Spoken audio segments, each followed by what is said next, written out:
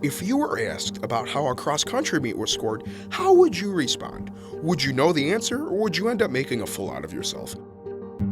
Don't worry, we at Hornet Nation are here to help, and we have produced an all-access take on the scoring of cross-country, so stay tuned for this installment of Inside the Game.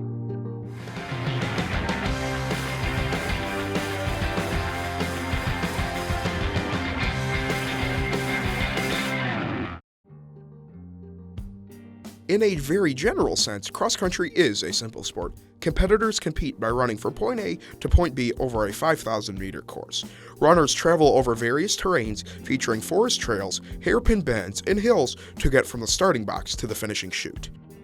The scoring of the sport is where it gets complicated. Unlike many other sports, in cross-country, the team with the lowest score is declared the winner. Cross-country is also very much a team sport, so if one player runs a phenomenal race, but the other racers finish well behind, the ending result can be disappointing for the team overall. Let us explain how and why this is the case. A team usually consists of many different runners. However, coaches will normally choose only their top 7 runners to participate in a varsity meet. Runners who are not in the top 7 run with either the varsity B team or with the junior varsity team. During meets, only a team's top 5 runners factor into their scoring, with the combination of the finishing place of the runners being the total score.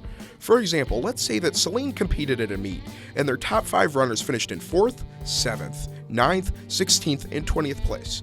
They would come home with a score of 56 points. Another team in the race had finishers placed at 1st, 3rd, 8th, 20th, and 25th. That team would then have a score of 57 points. So even though the other team had 2 runners that placed ahead of all of Celine's runners, they would still lose because their total score is greater than Celine's.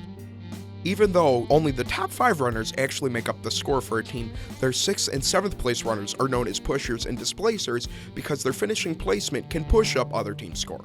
Going back to the example, let's also say that Celine's 6th and 7th place finishers came in at 21st and 23rd. So even though these runners did not count towards Celine's score, they pushed the other team's runners back 2 places, causing their score to increase.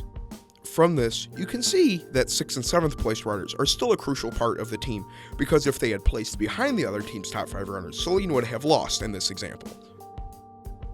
Now that you have become more informed on how cross-country meets are scored, we encourage you to go out and see your Hornet cross-country teams in action. The boys team is currently ranked 1st in Division I, and the girls are ranked 10th. This is Nathan Stearns with Inside the Game, signing off for Hornet Nation.